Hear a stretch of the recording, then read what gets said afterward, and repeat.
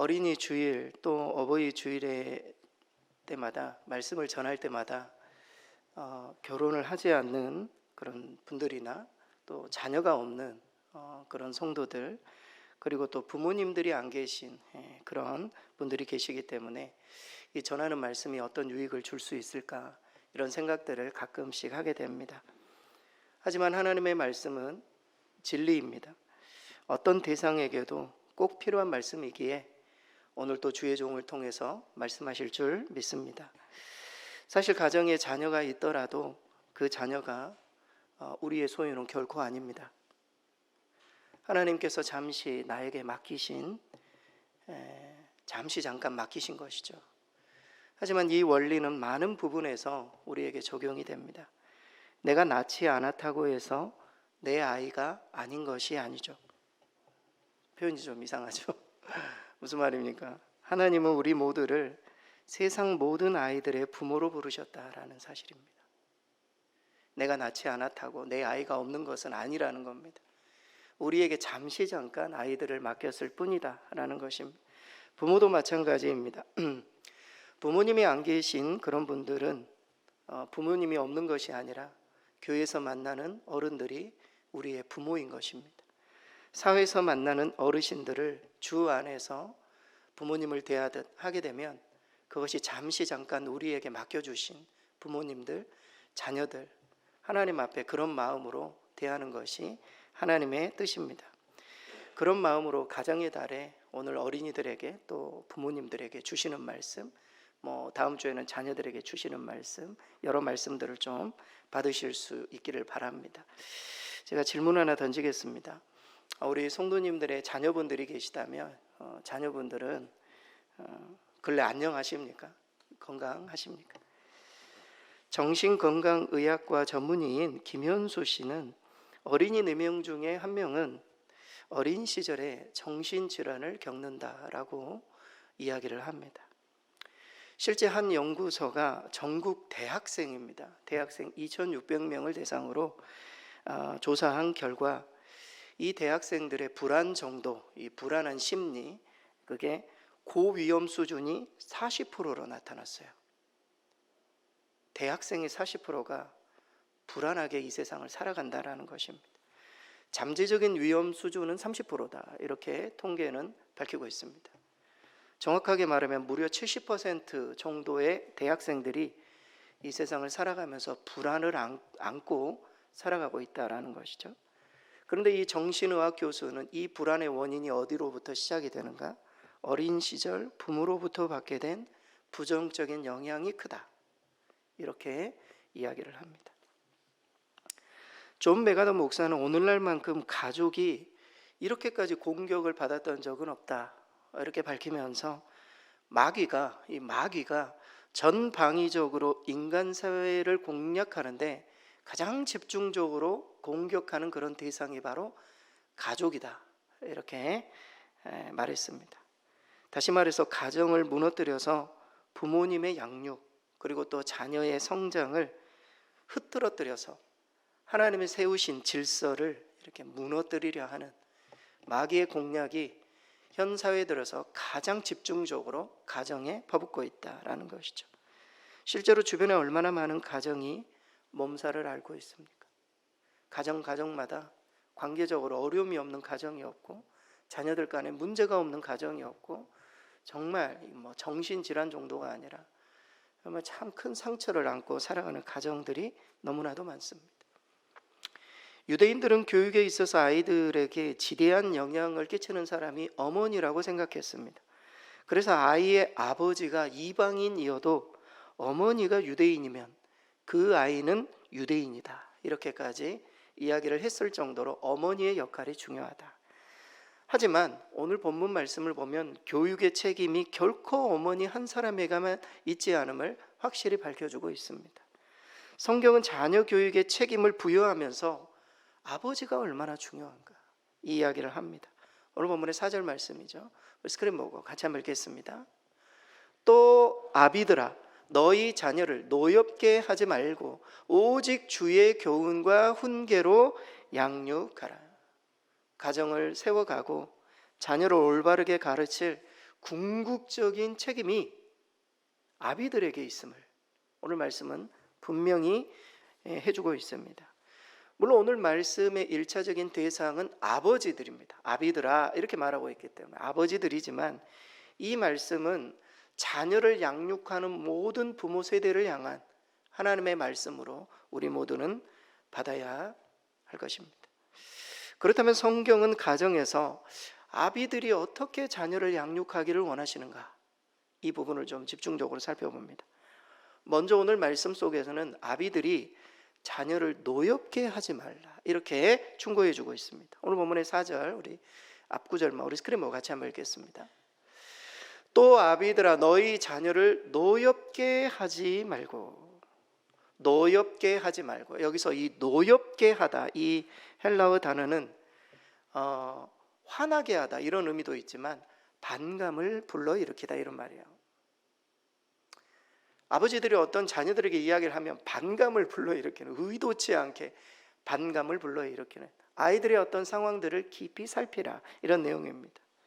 부모가 자녀에게 반감을 주는 행동 그리고 말을 피해야 함을 오늘 말씀은 우리에게 가르쳐 줍니다. 여러분 이것은 당시 로마 시대의 아버지들처럼 하지 말라는 교훈이에요.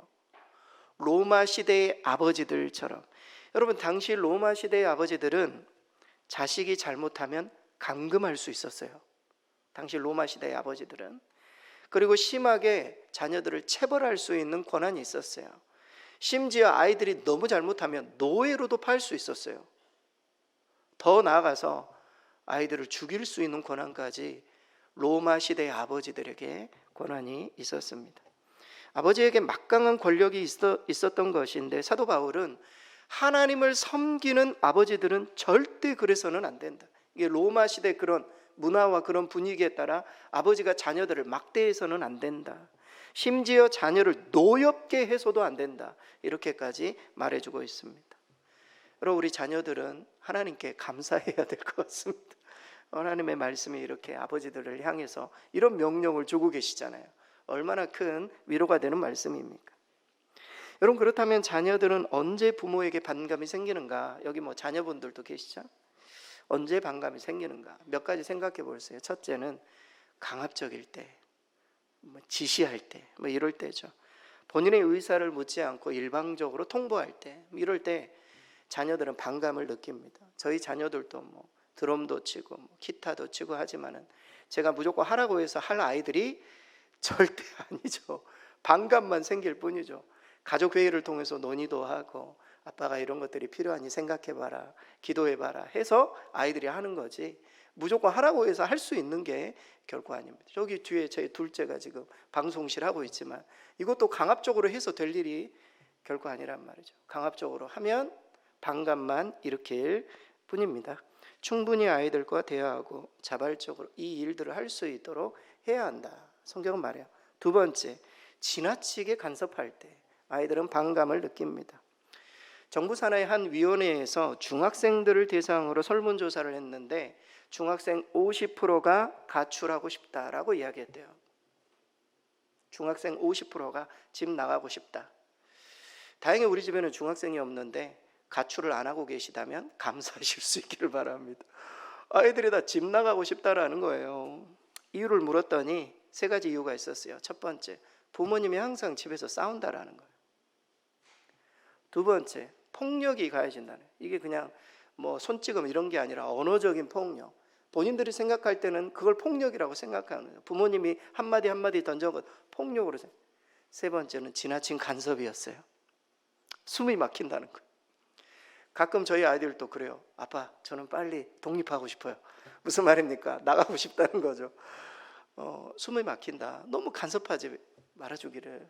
이런 어떤 마음들이 있다는 것입니다. 그래서 지나치게 간섭할 때 아이들은 반감을 느낀다. 세 번째는 자신의 욕망을 자녀들에게 투영할 때 반감을 느낀다라는 것이죠. 저도 가끔 아이들에게 공부하라고 말하면서 야, 나 잘 되라고 하는 이야기가 아니라 너 잘 되라고 하는 이야기야. 하지만 진짜 그렇습니까? 부모님들이 그런 이야기를 할 때 그렇지 않죠. 이 부모님의 어떤 욕망이 있는 겁니다. 아이들이 좀 더 잘 돼서 나도 좀 밖에 나가서 아이들 자랑도 좀 하고 싶고 그런 마음들이 부모님의 어떤 잠재의식 속에 있는 것이죠. 그래서 부모의 욕망을 자신에게 어떤 전가시키는 그릇된 기대치가 우리 가운데 있다면 자녀들은 금방 그걸 안다는 거예요. 그래서 그 부분에 대해서 반감을 느낀다라는 것입니다. 여러분 골로새서 3장 21절 말씀에 보면 이런 구절이 있습니다. 우리 스크린 보고 골로새 3장 20 같이 읽겠습니다. 아비들아 너희 자녀를 노엽게 하지 말지니 낙심할까 함이라.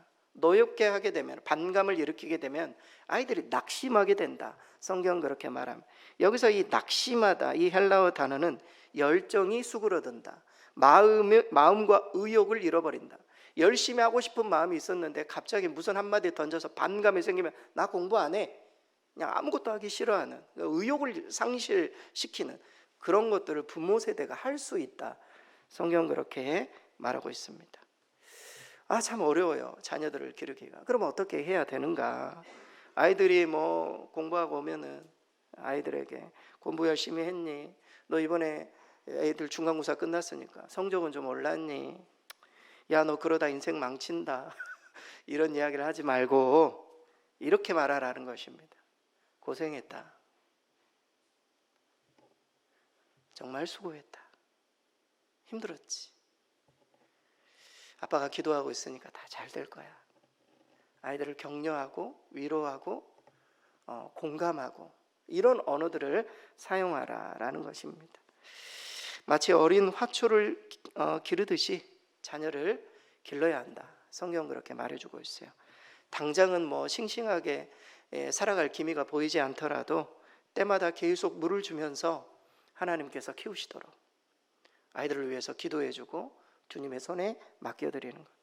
이런 관계가 될 때 하나님께서 우리 자녀들의 주인이 되셔서 우리 자녀들을 더 옳은 길로 인도하실 줄 믿습니다. 자녀들을 노엽게 하지 말라.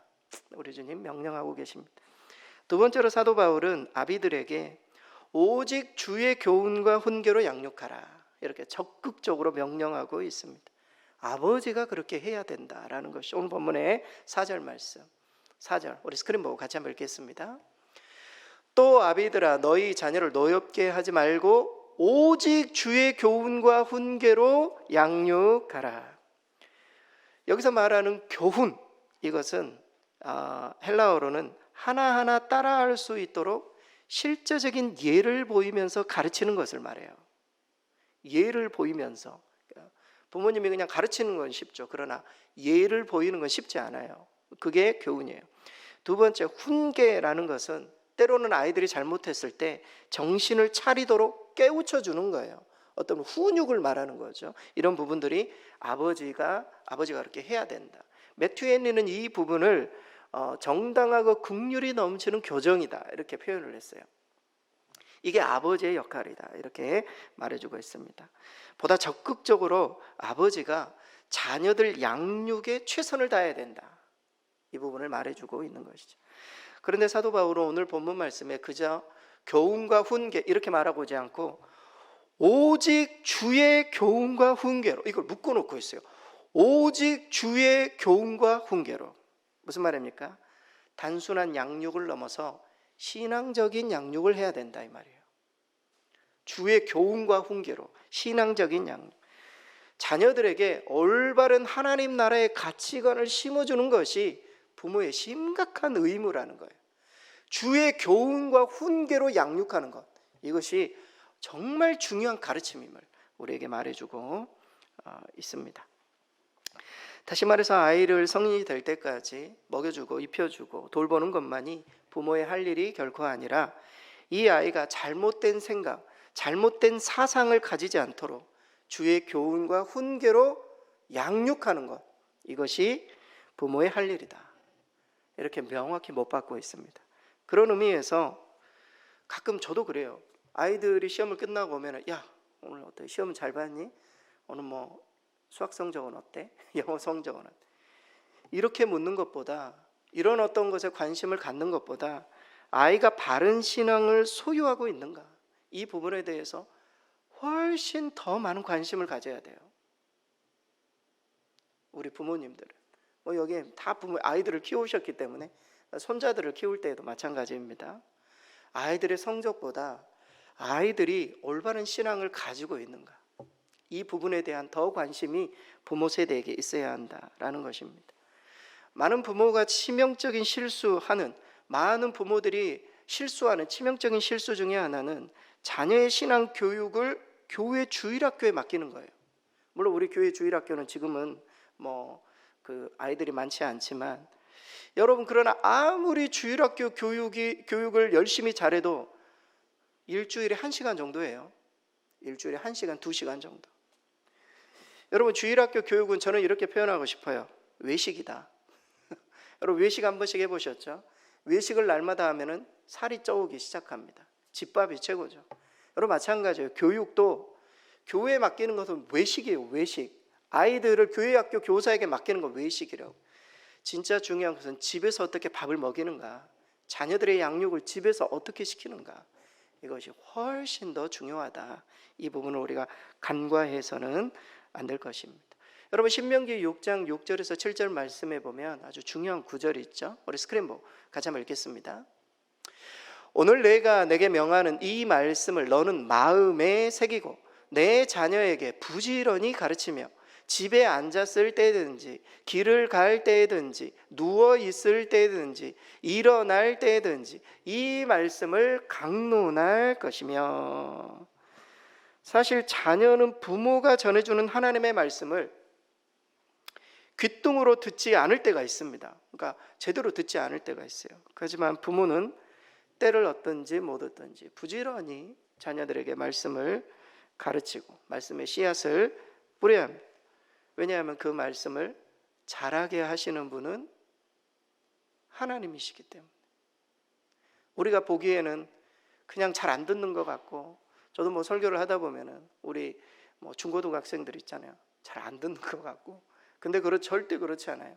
하나님께서 콩나물이 자라듯이 물은 쏙 빠지지만 점점 아이들은 영적으로 자라고 있는 것입니다. 우리가 영적으로 아이들을 절대 방치해서는 안 된다. 이 부분을 강조드리고 싶어요. 어떤 교도소에 수감된 흉악범에게 TV에 한 기자가 찾아와가지고 그의 어머니에 관한 질문을 했습니다. 어머니는 어떤 분이셨냐, 부모님은 어떤 분이셨냐, 이렇게 얘기해달라고 하자 이 흉악범이 엄청나게 분노하면서 이렇게 말했습니다. 부모 얘기는 꺼내지도 말라고. 그 사람들은 제가 어렸을 때 총기를 소지해도 마약을 해도 절도를 해도 나에게 단 한마디도 하지 않았던 사람들이었다. 그들은 저를 방치했다고. 사랑하는 성도 여러분, 우리가 자녀들을 영적으로 방치하면 그들 또한 불신앙의 감옥에 빠질 수 있어요. 우리가 아무리 바빠도 아이들을 영적으로 방치해서는 안 돼요. 아버지는 자녀들을 위해서 기도하고, 어머니는 자녀들을 위해서 말씀을 가르치고 함께 나눔을 갖고, 이런 것들이 얼마나 중요한가. 여러분, 지금도 늦지 않았어요. 아이들을 만나게 되면 아이들을 위해서 기도해 줘야 돼요. 하나님의 손에 자녀들을 맡길 수 있어야 된다고. 이제 내 힘과 능력으로는 도저히 할 수 없는 애들이 있잖아요.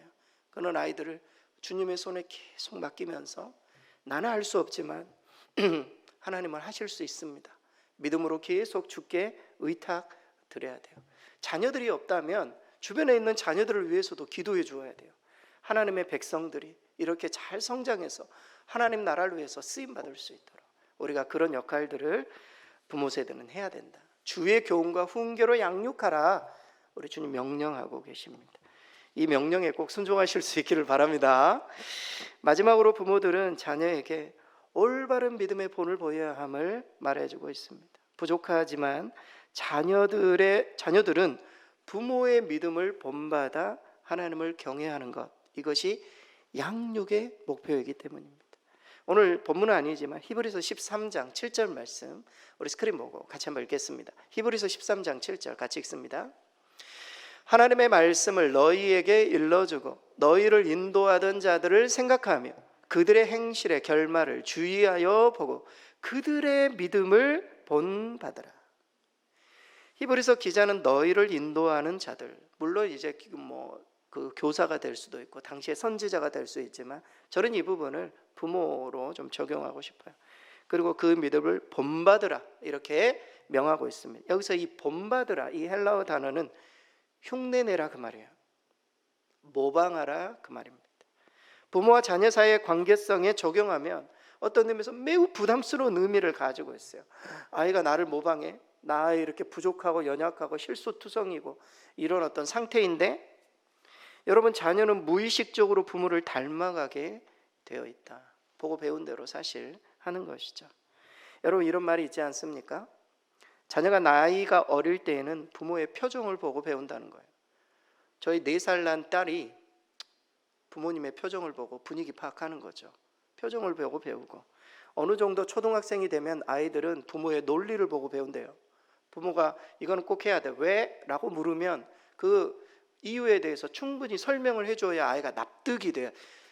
저희 셋째 초등학교 이 딸아이도 납득이 안 되면 절대 움직이지 않습니다. 이게 논리적으로 설명을 해줘야 돼요. 청소년이 되잖아요. 그럼 아이들은 부모님의 뒷모습을 보고 배운다는 겁니다. 앞모습이 아니에요. 앞모습은 우리가 치장할 수 있어요. 그러나 뒷모습은 절대 그렇지 않죠. 우리의 모델링이 얼마만큼 중요한가, 그 부분을 가르쳐주고 있습니다. 부모님의 뒷모습이 자기를 가르치는 것과 자기 자신들에게 가르치는 것과 일치할 때 그 가르침에 따라 자녀들은 행동하게 될 거예요. 하지만 일치하지 않을 때는 앞서 소개해드렸던 것처럼 반감이 생기는 거예요. 반감이 더 나쁜 쪽으로 흘러갈 수 있게 되는 것입니다. 그만큼 부모님의 진실한 모델링이 얼마만큼 중요한가, 이 부분을 가르쳐주고 있습니다. 여러분 많은 교육학자들은 자녀들은 이미 부모에게 복종할 준비가 되어 있다고 이야기를 해요. 이미 자녀들은 부모님이 뭔가를 요구할 때 복종할 마음이 다 있대요. 하지만 부모가 자녀들을 제대로 사랑하지 않고, 그리고 일관성이 없고, 그리고 함께하는 시간을 통해 자기 자신을 주목해 주지 않으면 복종하지 않는데요. 복종할 마음은 있지만 사랑해 주지 않고 일관성이 없고 사랑의 시간을 주지 않는 거예요. 정말 중요한 케어하는 시간들이 필요한데 그 시간에 엄마 아빠는 없는 거죠. 본인이 그냥 방치가 되는 거예요. 그럼 복종 대신에 반항과 결별을 택하게 된다, 이렇게 말합니다. 여러분 기억하시기 바랍니다. 자녀들은 옳은 사람의 말을 듣는 것이 아니라 자기를 사랑해 주는 사람의 말을 들어요. 옳은 말 너무 많죠. 그러나 그 옳은 사람의 말을 듣는 게 아니에요. 자기를 얼마만큼 사랑해 주는가, 그런 사람의 말을 듣는다. 올바른 모본을 통해 사랑의 관계가 회복될 때 양육이 이루어질 수 있음을 우리는 잊지 말아야 할 것입니다. 결국 성경적으로 볼 때 부모에게 위탁된 교육의 아주 중요한 핵심, 그것은 무엇인가? 부모와의 관계를 통해 자녀에게 신령한 영향력을 끼쳐서 하나님을 경외하는 사람으로 자라게 하는 것. 다시 한번, 부모와의 관계를 통해 자녀에게 신령한 영향력을 끼쳐서 하나님을 경외하는 사람으로 자라게 하는 것. 이것이 우리 부모에게 위탁된 교육의 책임이다. 오늘 어린이 주일을 맞이해서 우리가 우리에게 맡겨주신 자녀들뿐만이 아니라 앞으로 우리가 만나는 수많은 아이들, 그리고 수많은 또 미래 세대들 생각하면서 우리는 그런 마음을 가져야 돼요. 우리 스스로가 마치 영적 부모와 같다. 우리를 보고 배우는 아이들이 너무나도 많다. 그리고 선한 영향력을 끼쳐서 그들 또한 하나님을 경외하는 사람으로 자라게 하는 것, 이것이 교육의 목표다. 이런 마음을 가지고 모든 그리스도인들이 가정을 세워간다면 세상은 바뀔 것입니다. 교육도 바뀔 거예요. 자녀들도 정신질환이 아니라 건강한 어떤 정신을 가지고 그들이 대학 생활을 하고 회사 생활을 하고 건강하게 사람들을 만나고, 저는 이런 어떤 상황들을 꿈꿉니다. 이것의 시작이 어디라고요? 가정이다. 가정 중에서도 누구라고요? 아비들이다. 이 부분을 오늘 강조해주고 있습니다. 정리해 보겠습니다. 어린이 주일에 하나님께서 양육의 책임을 맡고 있는 아비들, 또 부모들에게 말씀하십니다. 자녀를 양육할 때 첫 번째, 그들을 노엽게 하지 말라. 주님 말씀하십니다. 강압적이거나 지나친 간섭을 통해 자신의 욕망을 자녀들에게 투영하게 되면 자녀들은 반드시 반감을 갖게 됩니다. 어린 화초를 기르듯 사랑의 물을 주면서 아이들을 키워나가야 할 것입니다. 두 번째, 주의 교훈과 훈계로 양육하라. 주님 그렇게 말씀하십니다. 영적으로 방치하면 불신앙의 감옥에 아이들이 갈 수 있음을 알고 기회가 닿을 때마다 말씀의 씨앗을 뿌릴 때에 하나님께서 반드시 자라게 하신다. 우리는 이것을 믿어야 돼요. 마지막 세 번째, 올바른 믿음의 본을 보이자. 우리 자녀들은 부모의 뒷모습을 보고 자라기 때문에 우리 모두가 함께 성장해 갈 수 있도록, 내가 성장해야 자녀들도 성장한다, 잊지 말아야 돼요. 우리가 함께 성장해 갈 수 있도록 부모 또한 성화될 때 온전한 자녀 양육이 이루어질 수 있다. 이 세 가지 오늘 말씀을 통해서 절대 잊지 마시고 자녀 양육에 잘 적용해서 우리 가정이 더욱더 온전해지고 자녀들이 건강하게 영적으로 자랄 수 있도록 기도하며 나아가실 수 있기를 바랍니다.